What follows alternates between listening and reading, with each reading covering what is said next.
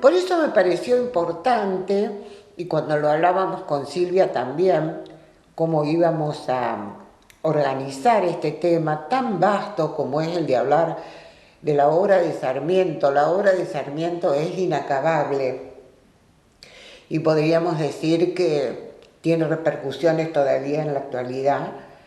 Nos pareció importante, decía, poder poner a la Argentina en la época de la sanción de la Constitución, 1853, pero comparándola con lo que pasaba en Europa. Entonces vemos primero el contexto europeo, 1870 en adelante, y luego vemos qué era lo que pasaba en la República Argentina, que era el momento propicio donde Sarmiento comenzó a actuar, con la creación de las escuelas normales.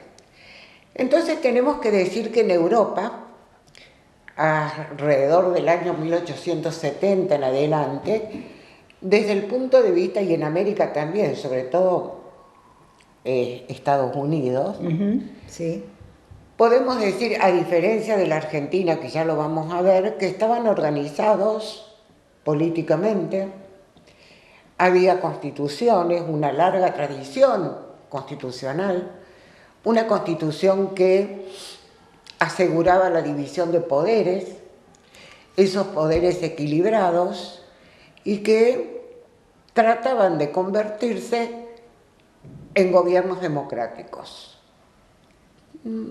Muchos de ellos, en el caso de América, fundamentalmente de América Latina, tratando de dejar atrás lo que se ha dado en llamar el feudalismo español, es decir, ese país en manos de caudillos, de guerras civiles, de dificultad para sancionar constituciones, es decir, para organizarse políticamente. Desde el punto de vista económico, era en toda Europa la supremacía del liberalismo. Y esto tiene mucho que ver, mucha relación con un determinado ambiente científico y de las ideas que se había desarrollado en ese momento, fundamentalmente que hace referencia a la experimentación del método científico, corriente filosófica que se ha llamado positivismo. Esto tengámoslo en cuenta porque lo vamos a retomar en la Argentina, aunque con algunas diferencias, donde el lema fundamental es fe, ciencia y método científico. Nada más que eso es lo que dio origen a lo que se denominó de liberalismo, pero fundamentalmente también a lo que se denominó maquinismo, es decir, una explosión desde el punto de vista económico y una utilización fundamentalmente del vapor para el adelanto industrial. Por eso hay ferrocarriles tan temprano como lo tuvieron los europeos y que después fueron trasladados. Por eso hay barcos a vapor en aquella época y por eso hay una distribución del trabajo y una riqueza desde ese punto de vista que está avalada por una fe extraordinaria en la ciencia. Es decir, y ahora lo uno con Sarmiento. 1848, Sarmiento hace su viaje a Europa. ¿Qué ve Sarmiento? Progreso. exacto.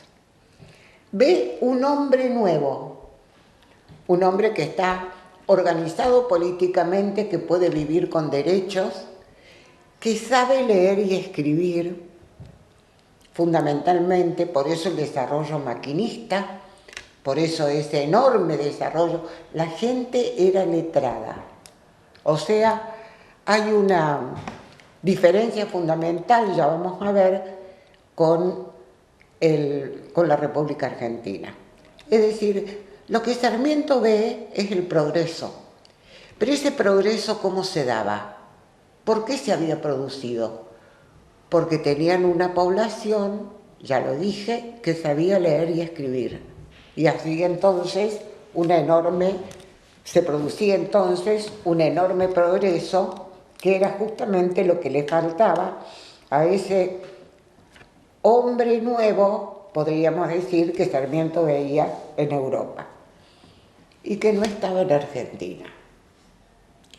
Si nosotros comparamos las fechas, Silvia, 1870 estamos hablando, 1853, es por fin la sanción de la Constitución en Argentina. Pero eso no significa que se acaben las luchas civiles, No hay que paz. se acaba el caudillismo, No hay paz. que se acaban las montoneras, nada de eso, que era para esta misma fecha la República Argentina. Era un enorme desierto para la época de la sanción de la Constitución. Y ese desierto estaba escasamente habitado. Saquemos de esta apreciación que estoy haciendo Buenos Aires. Buenos Aires era considerada la gran aldea, pero fundamentalmente ¿por qué? Porque tenía puerto. Y a continuación, ¿qué tenía de ese puerto? Las rentas aduaneras, es decir, tenía dinero que el resto de las provincias argentinas no lo tenía.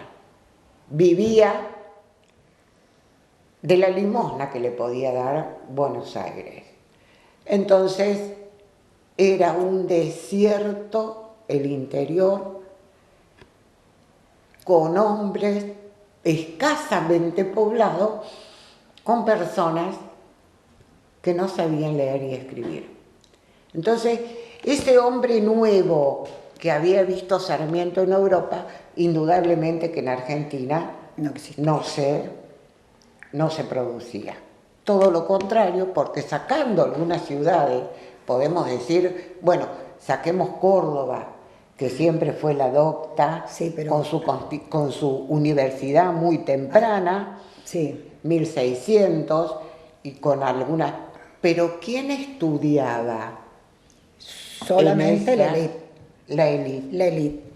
Y además era una educación conservadora, orientada y dirigida por la Iglesia Católica. Exactamente. Es decir, no existía la educación gratuita, obligatoria, mixta, no, eso no existía para nada. Eso está dentro de los planes de Sarmiento. Sí, Sarmiento lo que quiere terminar en Argentina es con esa cultura hispano que significaba para él el atraso. Y solamente en Buenos Aires sí había algunas escuelas, pero eran de índole católica. ¿Quiénes iban a estas escuelas? Las personas que ostentaban un apellido acomodado, nada más. Es decir, de Sarmiento, ¿qué piensa entonces? ¿Cómo vamos a tener una constitución? ¿Cómo vamos a asegurar el derecho y las garantías a las personas si las personas no saben leer? Indudablemente que la Constitución se constituyó en un libro inaccesible de lectura obligatoria. Sí, ¿Para qué? Porque antes para beneficio justamente. Pero tenemos que decir también que para la época que Sarmiento comienza en la Argentina a actuar desde el punto de vista educativo, esa Constitución era apenas un programa. Exacto. Escrito. Había que ponerlo en marcha. No estoy hablando de que la Constitución no servía. Sí, servía. Pero ¿quién la leía? La Constitución, decía Sarmiento, se tenía que constituir en valga la redundancia, en un catecismo. ¿Para qué? Para asegurar los deberes y los derechos de todos los ciudadanos por igual. Pero para eso tenían que saber leer y tenían que saber escribir. Entonces, esta es la situación, este es el contexto del cual hablábamos recién con Silvia, fundamentalmente al momento de empezar a actuar Sarmiento. Entonces, ¿qué hace Sarmiento? Ya nos adentramos a su obra.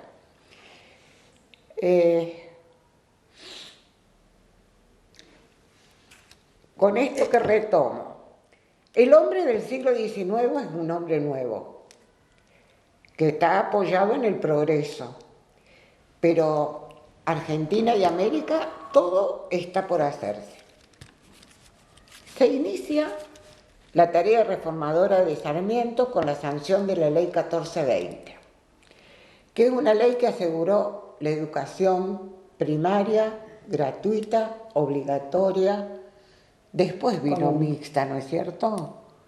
No, ya empieza a Ya ser, empieza en sí, estos momentos. Sí, porque Sarmiento y Juana Manso ya plantean una educación mixta que se va a implementar en Buenos Aires y por supuesto que no es bien vista por la sociedad de beneficencia, que era la que se encargaba de brindar educación en ese momento, y menos aún la Iglesia Católica. Y laica. Y laica. Que también. ese fue... Es obligatoria, gratuita, laica y común, que abarcaba Algunos todo. términos de esta ley son discutidos todavía ahora, como es la cuestión de la laicidad. Exactamente. Déjame decir algo, que Sarmiento, si bien incluía, ¿no es cierto?, a muchos, sí quedaban fuera los aborígenes. Los pueblos originarios él no los consideraba. Pero nos tenemos que ubicar siempre en el contexto, porque hoy podemos decir, qué racista, pero no es lo correctamente aceptado, porque estamos en el siglo XIX. Sí, hay un contexto detrás. Exactamente. Es decir, Sarmiento fue una persona que en todos esos viajes que describe María Teresa, siempre aprendió y escribió. Escribió libros, fue prolífico en su producción literaria porque él ahí dejaba plasmado todo lo que hacía, además de llevar la contabilidad de todo lo que gastaba.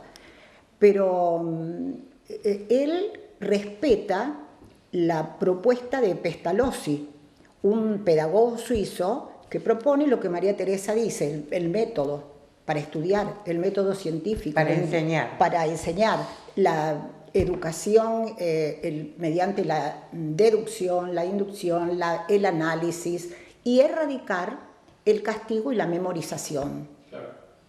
Completamente otro modelo educativo. Y ese modelo de Pestalozzi también va a ser trasladado a Estados Unidos y llevado a cabo por dos personas, que va a ser Horacio Mann y su esposa. Muy inteligente, muy adelantada para la época, y que propone también ese tipo de enseñanza. Y él viene completamente admirado de estos personajes, entabla una relación con ellos, y es el modelo que quiere importar para Argentina. Y ya, otro agregado que me parece importante. En 1856, Sarmiento era director de las escuelas bonaerenses. Y él ya ahí tiene como destinatario a la mujer. No la deja excluida a la mujer. ¿Por qué la mujer? Porque en realidad la mujer es la que está, ¿no es cierto? Él la ve como una mujer que está en el inicio de la educación de sus hijos, de la formación de sus hijos. Maternal, como le claro, llaman. Maternal, sí, pero si bien la mujer no le va a enseñar ni latín, ni griego, ni ciencias, pero sí le va a transmitir los valores, como la honradez, la decencia, el respeto, y también otros que son defectos, porque el ser humano no es perfecto y tiene vanidad, tiene envidia, ¿no es cierto? Eso también se lo transmite, pero se puede pulir. Pero ese es el papel, el rol que por naturaleza la mujer tiene como madre, de iniciar a sus hijos en la educación. Y esto después se va a trasladar a las escuelas con estas maestras sarmientinas, que se las llama así, que vienen, ¿no es cierto?, de Estados Unidos. Esto está dentro de un plan, porque sí, la labor de Sarmiento se desarrolla porque hay un plan. Y porque hay algo muy importante que tenemos que destacar y que siempre nos ha llamado la atención con Silvia. Es que la educación, este deseo de enseñar a leer y escribir, porque había que leer la Constitución, había que conocerla, había que sacarla de esa letra muerta para llevarla a la práctica, la educación y lo poco que había de lo educativo no estaba en manos de pedagogos, estaba en manos de una minoría ilustrada. Estamos hablando de Roca, Mitre, Wilde, el mismo Sarmiento, una minoría. Sí, o de la sociedad de beneficencia, que También, estaba a cargo de la sociedad de beneficencia. que estaba a cargo de Mariquita Sánchez de Thompson, que ella era una persona de la élite porteña que defendía la educación. Es valorable lo que ella hace, pero no era inclusiva, ¿no es cierto?, para educar a las mujeres. Incluso plantea con muchísimos prejuicios de que no podían estar juntos varones, por ejemplo, y que había que separarlos a los de 8 años de las niñas porque no se sabía lo que podía ocurrir. Es decir, ese temor, ese cuidado que venía de la cultura hispano justamente. Y él ve otra mujer en Estados Unidos, ve a una mujer protofeminista, Sarmiento, que sería como comparable con el movimiento feminista ahora, ¿no es cierto?, bien entendido, que ¿qué significaba eso? Que se autoabastecían, eran mujeres autónomas, eran mujeres que sabían luchar por sí mismas, inteligentísimas. Entonces, Sarmiento, dentro de ese plan que tiene, las trae al país. ¿Y cómo quiere que sean estas maestras? Muy bellas, elegantes, activas, que sepan hacer actividad física, porque le enseñaban la rayuela, le enseñaban a jugar a, deportes. Era abarcativo, ¿no es cierto?, para todo lo que un niño tenía que aprender. Pero tenían, vos estás hablando de las maestras sarmientinas, Sí, tenían sí. un solo defecto, Eran, que Sarmiento no lo tuvo en cuenta. Eran protestantes. Sí. Nada Sí. más ni nada menos que eso en un país con una tradición católica tan importante como la nuestra. Pero supo sortearlo también a eso y las maestras pudieron también, Sí. estas mujeres que llegaron formadas en las universidades más importantes de Estados Unidos, eso lo tenemos que decir. Sí. Porque ¿cuál era el inconveniente? Que había que estudiar la Constitución, había que conocer la Constitución. Habíamos dicho recién que esta Constitución era un programa, era un librito, había que ponerla en marcha, pero había que saber leer y escribir. No había maestras, Claro. no había tradición en Argentina. Hasta que llegaron justamente, estas maestras hubo 2 hechos claves que estaba dentro del plan de Sarmiento. Uno fue la sanción de la ley 1420, educación para todos, ya les vamos a enseñar a leer y escribir, es lo que él tenía pensado y ya voy a decir cómo, y la creación de la Escuela Normal de Paraná. Sí. Esa fue la base, la Escuela Normal de Paraná fue la base del normalismo argentino, lo que después se llamó normalismo argentino. Y un grupo de personas que tomaron la dirección de la Escuela Normal de Paraná, que por ejemplo afirmaban lo siguiente.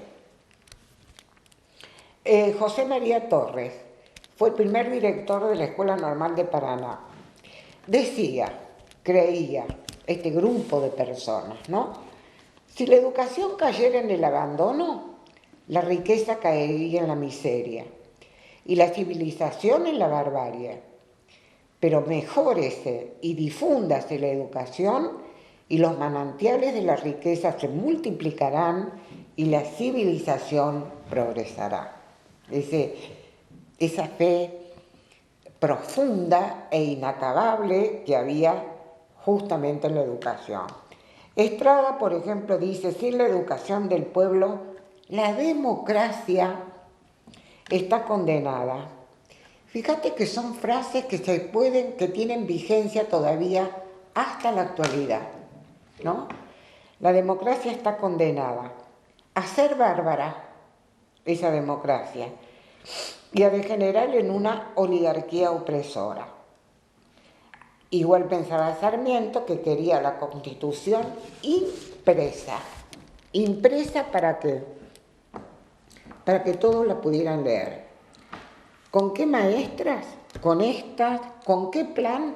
Con estas de las que se refirió recién Silvia, Sí. más este plan, ideado por Sarmiento. ¿Qué decía? Tenía que haber una escuela primaria o en población de 1.500 habitantes.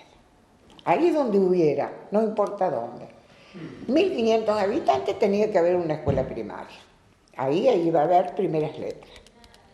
Una escuela normal por provincia o ciudad, y no solamente en La Pampa. En La Pampa quiere decir en los lugares más propicios justamente para la fundación de estas escuelas. La mujer como maestra, que es de lo que afirmaba. La biblioteca pública para seguir aprendiendo lectoescritura.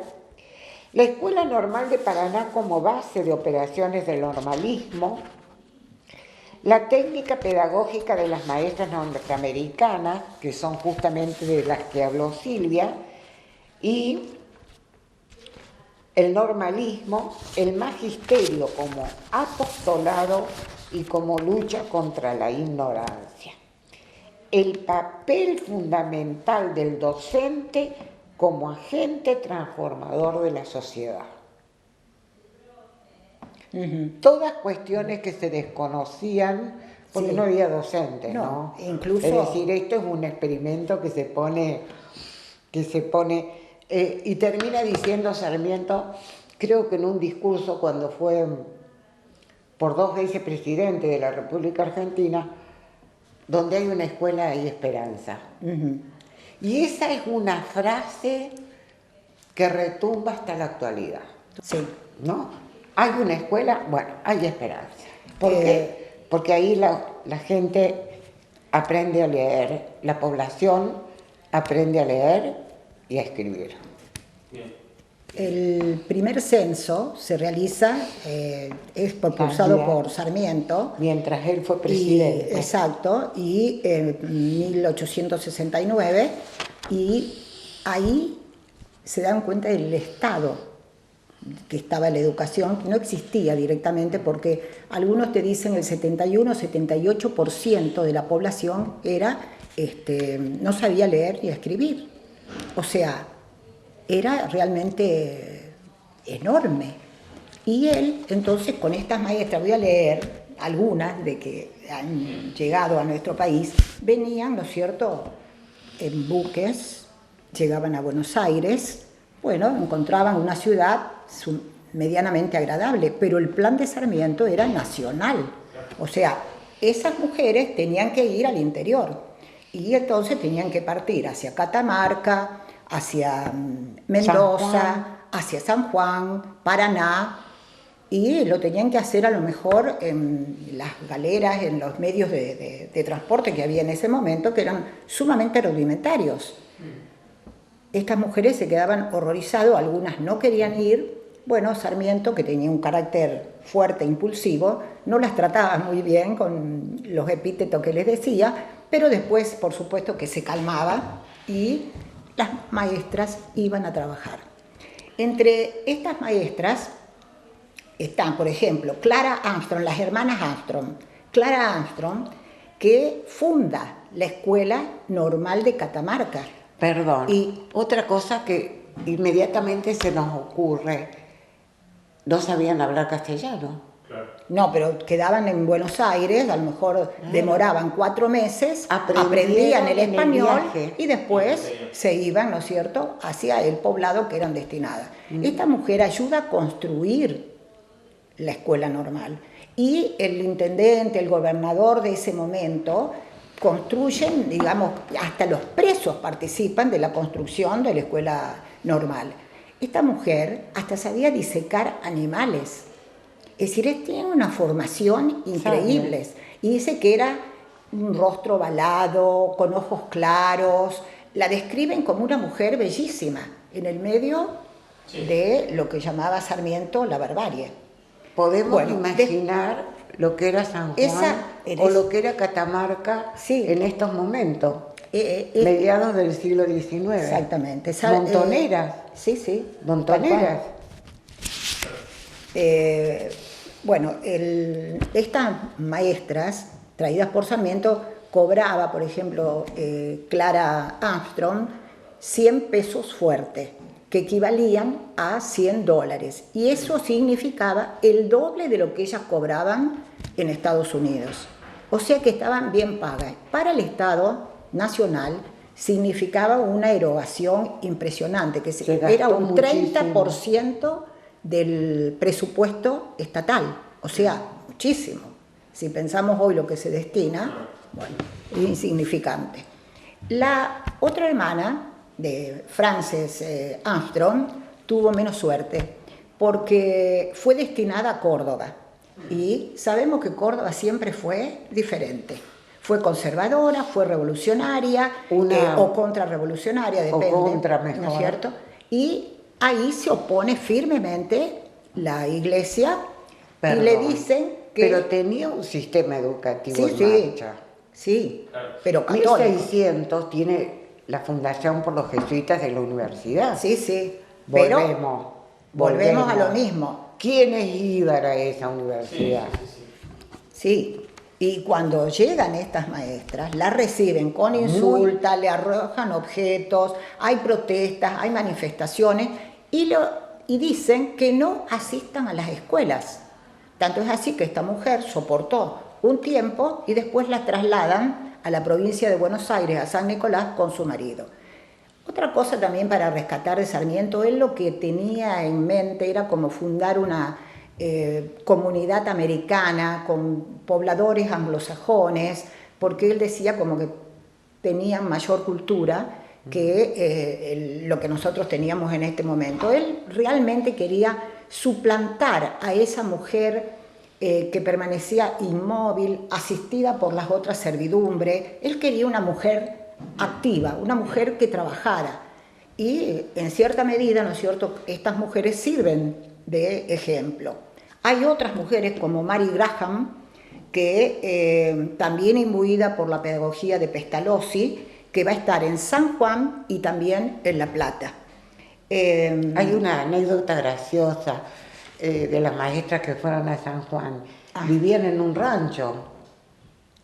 Nuevamente decimos, hay que imaginar lo que podía hacer San Juan en aquellos momentos. Sí, como la escuela donde enseñaba Sarmiento. Claro, era un rancho también, ¿no es cierto? Pero entonces en la época de verano salían a dormir afuera y escuchaban las montoneras que pasaban por ahí cerca, es decir, los gauchos armados, los gauchos que pasaban cerca iban a luchar con otras personas. Es decir, era, como había diagnosticado Sarmiento, era el desierto, ¿no?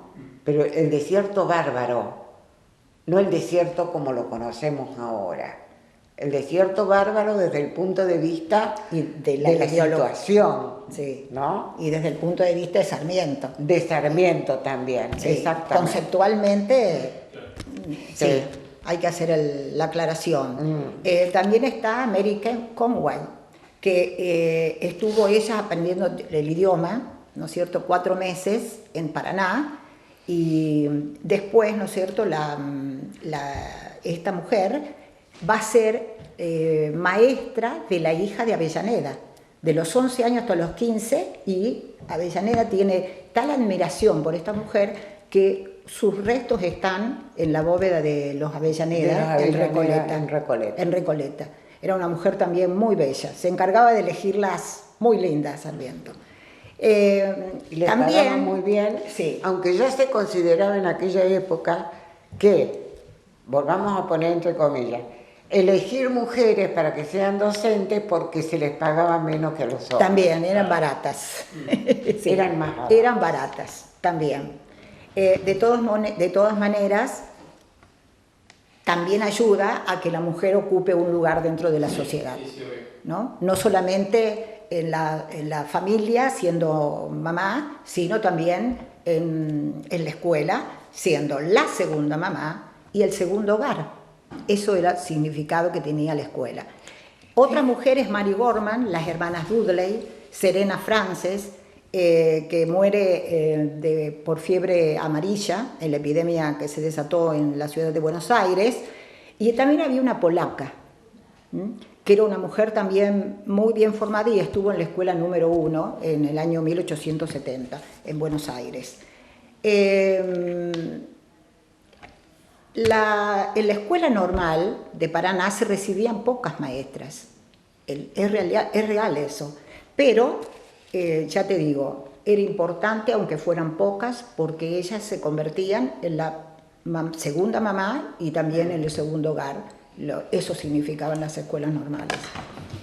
También es interesante y recomiendo, si tienen la oportunidad de leer Las señoritas, es un libro de Laura Ramos, que ahí ella de manera fortuita empieza a escribir este libro, porque era una escritora de ficción, pero esto es una investigación casi detectivesca lo que hace, y logra recabar información sobre 20 mujeres.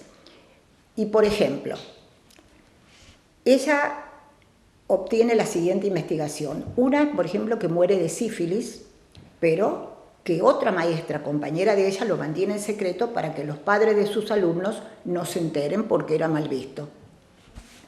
O, por ejemplo, 2 mujeres en Mendoza, en las chacras de Coria, que vivían juntas, ¿no? Y que el pueblo las respeta y que también convierten en realidad su deseo de ser enterradas juntas. O sea, el único villano, dice en esta historia, fue el sobrino que después quemó todas las pertenencias y todos los cuadernos y los libros que ellas tenían. Algunas no tenían libros tampoco para enseñar, estaba todo en su mente. Y bueno, y eso muestra, ¿no es cierto?, el valor que tenían estas mujeres para estar dentro de esos lugares que eran desérticos. Y crearon una tradición pedagógica, no solamente en la Argentina, sino en toda América, sí. Lo que se denominó normalismo, ¿no? Ese normalismo que está siendo como bastante fogoneado en este momento, pero que reverdece en aquellas personas que dicen, y nosotros conocimos algunas, alcanzamos a conocer algunas, que dicen toda la vida en la escuela normal. Y aquí hacen referencia que empezaron jardín de infantes, se recibieron de maestras y después siguieron trabajando en la escuela normal. Y efectivamente fue su vida y a la escuela normal la consideraban su casa. Sí, yo era donde habían desarrollado toda su vida de jóvenes, su juventud, podríamos decir, pero también su labor profesional, ¿no? Sí, y yo pienso que este normalismo correspondió también a podríamos decir, a un experimento social muy importante, que fue, con el paso del tiempo, reunir en las aulas las mujeres, porque estaba decidido, dirigido a las mujeres, sí. Y se buscaban maestras que fueran mujeres, reunir en sus aulas las mujeres, las hijas de familias acomodadas con otras que no eran tan acomodadas o con un fenómeno social que se comenzó a dar también en ese momento y que Sarmiento lo fomentó mucho, que fue la inmigración y el establecimiento. Entonces, los hijos de los inmigrantes, las hijas de los inmigrantes, no tenían para llegar a la universidad. Y veían en la escuela normal y en un título de maestra una oportunidad de ascenso social y de movilidad social que significó y que marcó toda una época dentro de la escuela normal. Y se ha desarrollado también una cosa emotiva de decir, bueno, toda la vida en la escuela normal, y sin tener en cuenta que las épocas son distintas, y con esto finalizo, y que la escuela normal como terminó idealizada, romantizada, ¿no? Como aquella cosa de que toda la vida en la escuela normal, padres, que hijos, todos en la misma escuela normal, que terminó haciéndose una defensa de la escuela normal, pero que es emotiva. La escuela normal, con su departamento de aplicación, tiene que cambiar como han cambiado las épocas. Y sí. Sarmiento la creó acorde a una época determinada y dio resultado en esa época. Defender a la escuela normal está muy bien, porque es la única, por lo menos ahora, que forma profesionales docentes. Ojo con lo que estoy diciendo, profesionales docentes. Pero que tiene que cambiar esa formación, indudablemente que sí, porque estamos hablando de otra época. Claro.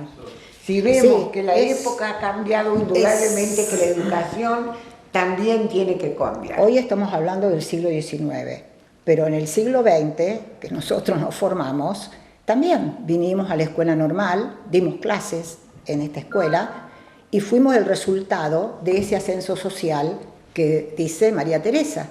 Pero bueno, hoy ha cambiado, ¿no es cierto? Se vive otro momento y tendrá que modificarse. Es decir, yo siempre insisto con la educación de la mujer. Sarmiento no hizo su tarea solo. Lo hizo también acompañado por una mujer que también la denominaron la loca, porque al igual que a él le decían el loco, Sarmiento, y esta mujer se llama Juana Manso, una mujer muy bien formada que tuvo que soportar humillaciones de parte de la Sociedad de Beneficencia, que fue escritora, fue periodista, que se hizo cargo de los anales de educación que escribía Sarmiento, y ella también participaba de los escritos. ¿Para qué? Para difundir esa educación mixta, de lo cual los dos eran defensores, para ampliar, ¿no es cierto?, el espectro educativo. Y que, bueno, la sociedad también es mixta, ¿no es cierto? Ya te digo, no incluía a los aborígenes. No es que la obra de Sarmiento es perfecta, pero ha sido grande. Y, por ejemplo, lo que yo rescato de Juana Manso, que hay muchísimo para hablar sobre ella, es una frase que dice: una de las grandes utilidades, lo decía esto en 1860, y se lo decía a Sarmiento. Imagínate, apenas sancionada la Constitución en Argentina. Sí. Es decir, una de las grandes utilidades que encuentro en la práctica de la escuela de ambos sexos no es solo el homenaje rendido a la inteligencia que no tiene sexo. Ella rescata el valor, ¿no es cierto?, de la inteligencia en ¿quiénes? En las mujeres. Porque también ella decía que la ignorancia, ¿no es cierto?, era el oprobio de los pueblos, era la mayor de las esclavitudes que podía tener una sociedad, la peor de las esclavitudes que podía tener una sociedad. Entonces, ella rescata, ¿no es cierto?, es decir, la inteligencia que no tiene sexo, sino que es una magnífica oportunidad de inculcar desde la infancia hábitos de urbanidad, de decencia y de respeto. Entonces yo me quedo con esas dos frases de Sarmiento. ¿Por qué me quedo con esas frases? Porque tienen vigencia hasta la actualidad. ¿no? Una es, ya la cité, creo Silvia que vos también estás de acuerdo, donde hay escuela y esperanza. Y la otra es, para esta época, terrible, porque dice, sepa el hombre leer. Y bueno, esto también tiene una En actualidad, épocas María Teresa. donde tenemos las famosas pruebas y evaluaciones que se toman, que están diciendo que hay una gran cantidad de niños y de jóvenes que no manejan la lectoescritura. Yo por mi parte nada más, no sé si tenés... No, lo que yo agregaría es esto, rescato también la actualidad que tiene, porque la familia también tiene que ser un componente imprescindible en la formación de los hijos, eso no ha cambiado. Y la inteligencia no tiene sexo.